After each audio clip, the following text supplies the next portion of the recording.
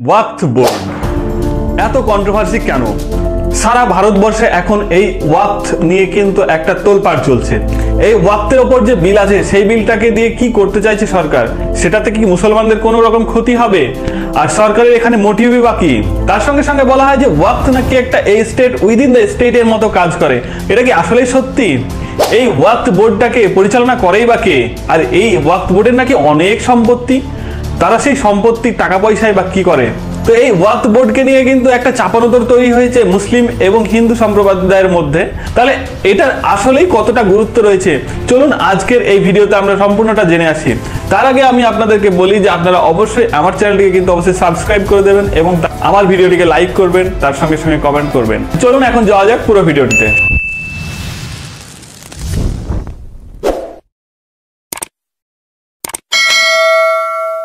সালাম আদাব, নমস্কার বন্ধুরা, কেমন আছেন সবাই? আশা করি সবাই ভালো আছেন। তা আপনি নিশ্চয় এতদিন জানতে পেরেছেন যে এই ওয়াকফ বোর্ড বা ওয়াকফের উপর একটা যে বিল এসেছে সেই বিলটা নিয়ে একটা চাপানোতর চলছে এবং চারিদিকেই কিন্তু এটা নিয়ে অনেক প্রচার হয়েছে। সেখানে আমরা দেখেছি যে এআইএমএম-এর যে প্রধান আসাদউদ্দিন ওয়াইসি বা ইসলামিক ধর্ম প্রচারক যে জাকির নায়েক, তারাও কিন্তু এই বিল সম্বন্ধে বিভিন্ন রকম বক্তব্য দিয়েছে এবং তারা বলেছে যে এই জনমত গঠন করতে এবং সেই জনমত গঠন করে একটা ইমেল করতে বলা হয় যে স্পিকারকে যেন সেই বিলটাকে আটকানো যায়। তো প্রথমেই আমরা জেনে নিই যে ওয়াকফ কাকে বলা হয় বা ওয়াকফ শব্দের অর্থ কি। তো ওয়াকফ শব্দের অর্থ হলো স্থগিত করা বা স্থির করা বা কোনো কিছু আল্লাহর নামে দান করে দেওয়ার পর সেটাকে আর নড়াচড়া করা সম্ভব না, এটাকেই বলা হয় আরবিক শব্দ ওয়াকফ, এবং সেটা আমরা বাংলাতে বলছি যে স্থির করা। তাহলে আপনি আপনার সম্পত্তি বা কোনো রকমের স্থাবর সম্পদ যেটা অনেকদিন যাবত থাকবে সেই রকম সম্পদ যখন আল্লাহর নামে করে দেবেন তখন সেটাকে ওয়াকফ সম্পত্তি বলা হবে। সেই সম্পত্তিটাকে কিন্তু আপনি যখন একবার ওয়াকফ করে দেবেন সেই সম্পত্তির আর আপনার কিন্তু সেখানে দখলদার বা ভোগদার কিছুই থাকবে না, সেটা সম্পূর্ণ আল্লাহর নামে হয়ে যাবে এবং সেটা বিভিন্ন রকম ওয়েলফেয়ার মানে ভালো পারিপার্শ্বিক কাজের ক্ষেত্রে সেটা গরিবদের হেল্প হতে পারে বা সেই সম্পত্তি দিয়ে সমাজের বিভিন্ন রকমের কাজ, যেমন ধরুন রাস্তা তৈরি বা ব্রিজ তৈরি, এই সমস্ত কাজও কিন্তু করা যেতে পারে সেই সম্পদ দিয়ে। তাছাড়াও সেই সম্পদ দিয়ে বিভিন্ন রকমের গোরস্থান, শিক্ষা প্রতিষ্ঠান বা বিভিন্ন রিসার্চ সেন্টার, তাছাড়াও বিভিন্ন ধরনের দোকান বাজার বা কৃষিকাজের জমিও কিন্তু এই ওয়াকফ সম্পত্তির মধ্যে আসতে পারে। তাহলে এই ওয়াকফ শুরু হয়েছিল কবে? এই ওয়াকফ শুরু হয়েছিল সেই নবীজি মুহাম্মদ সাল্লাল্লাহু আলাইহি ওয়াসাল্লামের আমলেই। তখন হযরত ওমর ফারুক যে খলিফা ছিল তাকে নবীজি নির্দেশ দিয়েছিল যে তিনি বলেছিলেন যে আমার এরকম একটা সম্পদ রয়েছে, এটা অনেক ভালো সম্পদ, সেটা আমি কি করতে পারি? তখন নবীজি বলল যে এটা তুমি যদি সাধারণ মানুষের মধ্যে বিলিয়ে দাও তাহলে সেটার জন্য তোমাকে সেই সম্পত্তিটা ওয়াকফ করতে হবে এবং সেই সম্পত্তি থেকে যত ইনকাম আসবে বা যা লাভ হবে সেটা সম্পূর্ণ গরিবদের মধ্যে বিলিয়ে দেওয়া হবে। তাছাড়াও সেই সম্পদ দিয়ে কিন্তু ধর্মীয় কাজ যেমন বিভিন্ন রকমের মসজিদ তৈরিও করা যাবে এবং তাছাড়াও সার্বিক উন্নয়নের জন্য যেমন রাস্তা বা ব্রিজ তৈরিতেও কাজে লাগবে। তো সেই থেকে কিন্তু শুরু হলো এই ওয়াকফের কনসেপ্ট। তাহলে এই ওয়াকফ বোর্ড যেটা রয়েছে, এই ওয়াকফ বোর্ডের যে প্রধান থাকে তাকে বলা হয় মুদাফালি এবং এই ওয়াকফ বোর্ডে যারা সম্পদ দান করে তাদেরকে বলা হয় ওয়াকিফ। তাছাড়াও এই ওয়াকফ বোর্ডে যারা সম্পদটা দান করছে এই দান কিন্তু তিন রকম ভাবে করা হয়। এক নম্বর হলো পাবলিক স্বার্থে ওয়াকফ করা, যেটাকে বলা হয় ওয়াকফ ফিলিল্লাহ। তারপরে হলো কোয়াসি পাবলিক, যেটা হলো মিশ্র ওয়াকফ, এবং তিন নম্বরে হলো প্রাইভেট ওয়াকফ বা ওয়াকফ আলাল আওলাদ। তাহলে পাবলিক ওয়াকফ হলো যে পাবলিকের স্বার্থে বা জনসাধারণের উন্নয়নের স্বার্থে যারা ওয়াকফকে জমি দান করবে বা বিভিন্ন রকমের স্থাবর সম্পত্তি দান করবে, যে সম্পদগুলো কিন্তু দীর্ঘদিন থাকবে, যেগুলো হট করে নষ্ট হয়ে যাবে বা বিভিন্ন রকমের খাবার বা ছোটখাটো এই সমস্ত জিনিস কিন্তু সেই ওয়াকফ বোর্ডে দান করা হয় না। তাহলে কোয়াসি পাবলিক ওয়াকফ বা মিশ্র ওয়াকফটা হলো সেই ওয়াকফ যেখানে কোনো একজন যদি সম্পদ দান করে সেটা মিশ্রভাবে ব্যবহার হবে, সেটা পারিবারিক ক্ষেত্রেও এবং তার জনসাধারণের জন্য সেই সম্পদটা কাজে লাগবে। পারিবারিক বলতে তার ছেলে মেয়ে বা তার উত্তরাধিকারের উন্নয়নের জন্য এই ওয়াকফ সম্পত্তি কিছুটা পরিমাণ ব্যয় হবে এবং তার সঙ্গে সঙ্গে এই জনসাধারণের জন্য কিন্তু সেটা ব্যয় হবে। তবে সেই সম্পদটাকে কিন্তু তার পরিবারের যে কোনো উত্তরাধিকার এসে কিন্তু আর বিক্রি করতে পারবে না, তারা যতদিন থাকবে ততদিন কিন্তু কিছুটা পরিমাণ ভোগ করতে পারবে।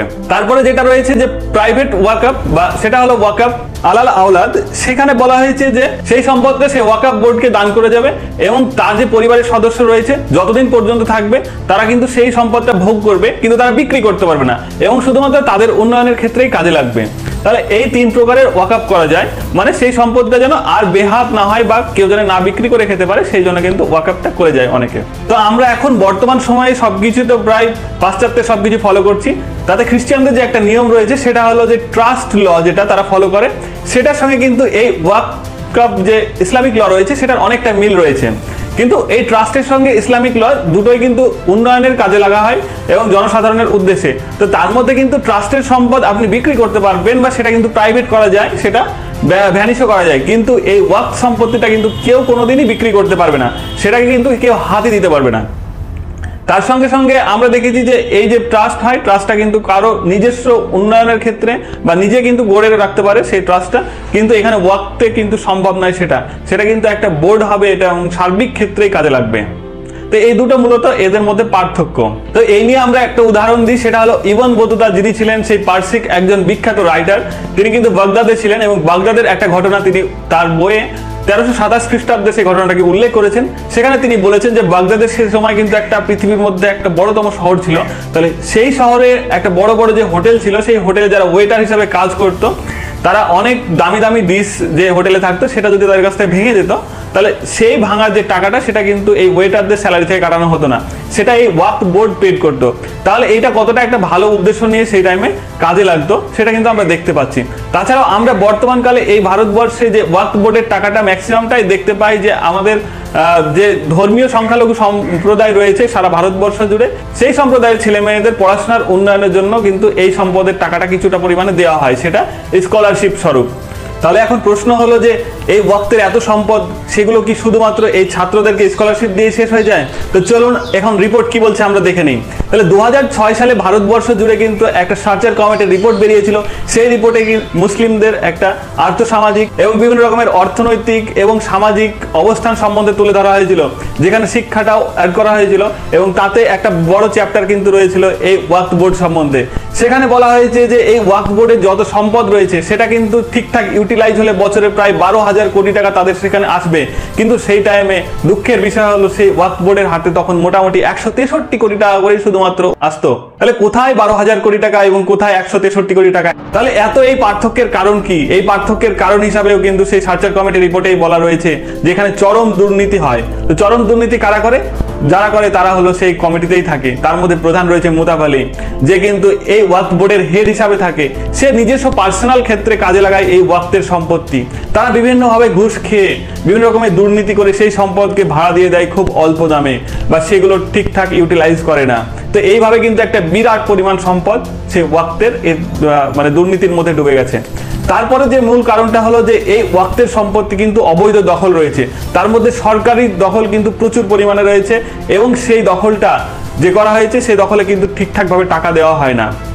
যেমন সেই ভারত স্বাধীন হওয়ার পর হয়তো কোনো সম্পদ কলকাতার বুকে বা হায়দ্রাবাদের বুকে বিখ্যাত একটা বিরাট সম্পদকে ভাড়া নিয়েছিল তখনকার সময় 10 টাকা বা 50 টাকা রেটে, তাহলে এখনো কিন্তু তারা সেই ভাড়ায় দিয়ে যাচ্ছে।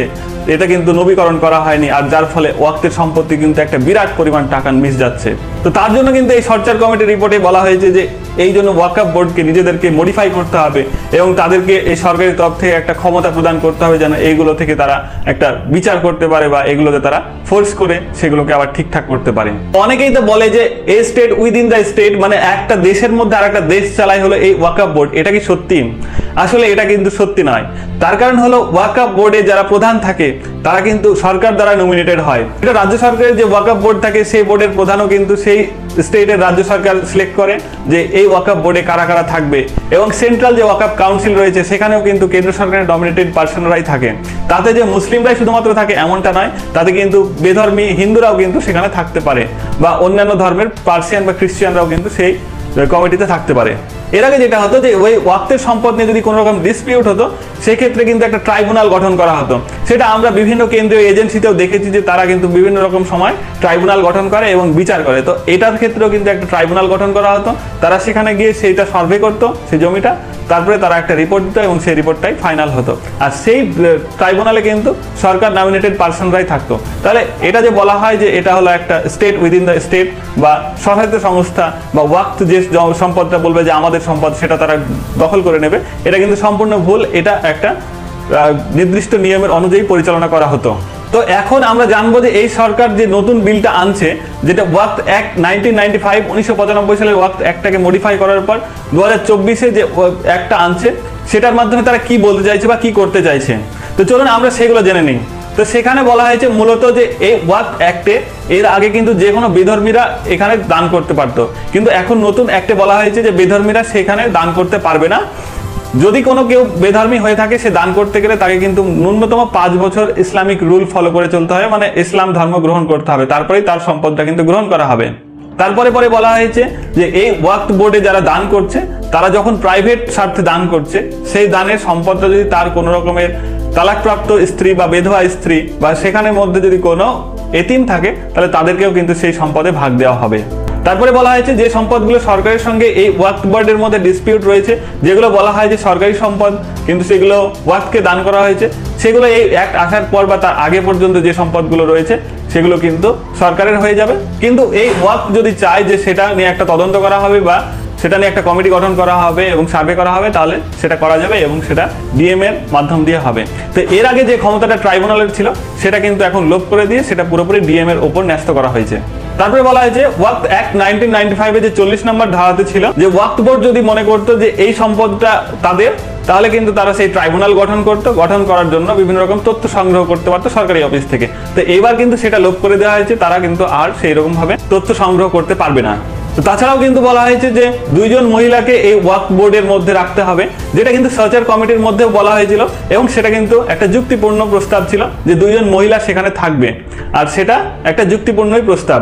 তার সঙ্গে সঙ্গে এবার নতুন নিয়মে বলা হয়েছে যে সেন্ট্রাল ওয়াক্ফ কাউন্সিলে 2 জন নন মুসলিম থাকবে, যেটা এর আগেও ছিল কিন্তু এবার এটা হলো অ্যাক্ট হিসাবে করা হয়েছে। সেখানে কোনো রকম বাধ্যবাধকতা ছিল না যে সেখানে শুধুমাত্র মুসলিমরাই থাকবে, কিন্তু এই অ্যাক্টের মাধ্যমে একটা প্রাধান্য দেওয়া হলো যে এতে 2 জন অমুসলিম থাকবেই।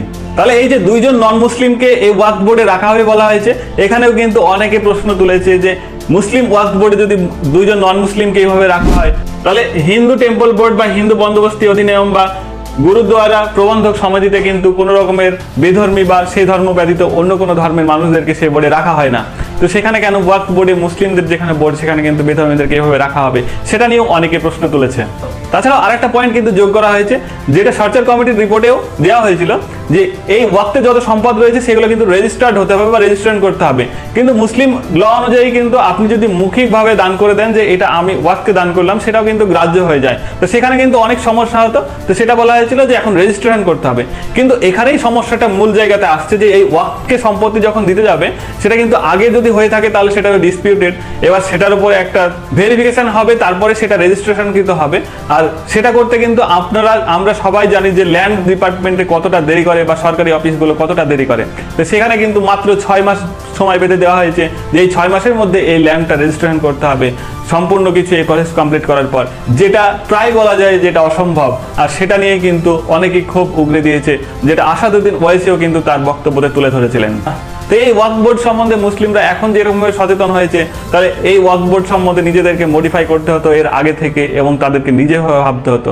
তো এখন এসে তারা হয়তো এরকমভাবে উত্তাল করছে, তাতে এখন সময়ই বলে দেবে আর কিছু মাসের মধ্যে যে কি হতে চলেছে আগামী সময়ে।